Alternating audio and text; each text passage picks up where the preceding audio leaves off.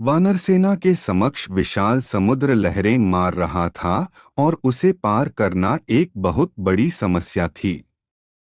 राम के क्रोध से भयभीत होकर समुद्र ने स्वयं वहां आकर बताया कि सुग्रीव की सेना में नल और नील कुशल शिल्पी हैं। उनके नेतृत्व में समुद्र पर सेतु बांधना संभव हो सकेगा। इतना बताकर समुद्र वापस चले गए। समुद्र की बात सुनकर वानर नल ने श्री राम से कहा, प्रभो, मैं विश्वकर्मा का औरस पुत्र हूँ और गुण में उन्हीं के समान हूँ। मैं महासागर पर पुल बांधने में सर्वथा समर्थ हूँ, इसलिए मैं समुद्र पर सेतु का निर्माण करूँगा। नलनील असंख्य वानरों को लेकर सेतु निर्माण के कार्य में जुट गए। उनके आदेश के अनुसार वानर सेना बड़े बड़े वृक्षों को उखाड़कर समुद्र तट पर एकत्रित करने लगे। देखते देखते वहां साल, अश्वकर्ण, धब, बास, कुटज, अर्जुन, कर्णिकार, जामुन, अशोक आदि वृक्षों का एक विशाल गगनचुंबी ढेर लग गया। इस प्रकार सागर के किनारे वृक्षों तथा शिलाओं के दो विशाल पर्वत बन गए। इसके पश्चात उन्होंने बड़े बड़े शिलाखंडों को समुद्र में नलनील के निर्देशानुसार डालना आरंभ किया। उन शिलाखंडों एवं वृक्षों को शिल्पकला में चतुर नलनील सेतु का रूप देते जा रहे थे। इस प्रकार उन्होंने अधिक परिश्रम करके पहले ही दिन 56 कोस लंबा पुल बना दिया। दूसरे दिन उन्होंने और भी अधिक फुर्ती दिखाई और 84 कोस लंबा पुल बनाया। फिर अतुल परिश्रम से तीसरे दिन 92 कोस लंबा सेतु बनाया। इस प्रकार निरंतर परिश्रम करके उन्होंने 400 कोस लंबा पुल बना डाला। अब नलनील के प्रयत्नों से 40 कोस चौड़ा और 400 कोस लंबा मजबूत पुल बनकर तैयार हो गया। समुद्र पर सेतु बन जाने के पश्चात श्री रामचंद्र जी ने हनुमान की पीठ पर और लक्ष्मण ने अंगद की पीठ पर बैठकर सेतु पर होते हुए विशाल सागर पार किया।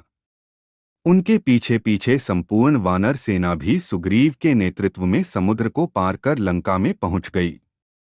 इस सेना के लंका में पहुंचते ही राक्षसों में भयानक हलचल मच गई। वे लंका दहन की घटना को स्मरण कर भयभीत होने लगे।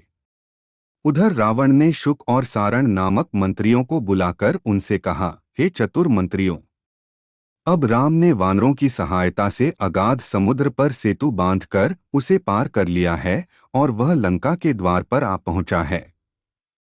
तुम दोनों वानरों का वेश बनाकर राम की सेना में प्रवेश करो और यह पता लगाओ कि शत्रु सेना में कुल कितने वानर हैं, उनके पास अस्त्र शस्त्र कितने और किस प्रकार के हैं तथा मुख्य मुख्य वानर नायकों के नाम क्या हैं। रावण की आज्ञा पाकर दोनों कूटनीतिज्ञ मायावी राक्षस वानरों का वेश बनाकर वानरों सेना में घुस गए, परंतु वे विभीषण की तीक्ष्ण दृष्टि से बच न सके। विभीषण ने उन दोनों को पकड़कर राम के सम्मुख करते हुए कहा, हे राघव, ये दोनों गुप्तचर रावण के मंत्री शुक और सारण हैं, जो हमारे कटक में गुप्तचरी करते पकड़े गए हैं। राम के सामने जाकर दोनों राक्षस थरथर कांपते हुए बोले, हे राजन, हम राक्षसराज रावण के सेवक हैं। उन्हीं की आज्ञा से आपके बल का पता लगाने के लिए आए थे। हम उनकी आज्ञा के दास हैं, इसलिए उनका आदेश पालन करने के लिए विवश हैं। राजभक्ति के कारण हमें ऐसा करना पड़ा है। इसमें हमारा कोई दोष नहीं है। उनके ये निश्चल वचन सुनकर रामचंद्र बोले, हे मंत्रियों, हम तुम्हारे सत्य भाषण से बहुत प्रसन्न हैं। तुमने यदि हमारी शक्ति देख ली है तो जाओ। यदि अभी कुछ और देखना शेष हो तो भली भांति देख लो। हम तुम्हें कोई दंड नहीं देंगे। आर्य लोग शस्त्रहीन व्यक्ति पर वार नहीं करते।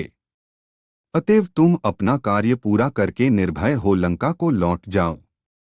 तुम साधारण गुप्तचर नहीं, रावण के मंत्री हो।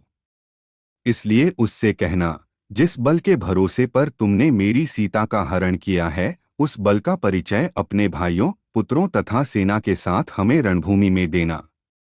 कल सूर्योदय होते ही अंधकार की भांति तुम्हारी सेना का विनाश भी आरंभ हो जाएगा। श्री रामचंद्र जी के वचनों से भयरहित हो उनका जय जयकार करते हुए शुक तथा सारण लंका में पहुंचे और रावण के सम्मुख उपस्थित होकर बोले, हे स्वामिन, हमारे वानर सेना में प्रवेश करते ही विभीषण ने हमें पहचानकर राम के सम्मुख उपस्थित कर दिया, परंतु राम ने हमें निःशस्त्र दूत समझकर छोड़ दिया।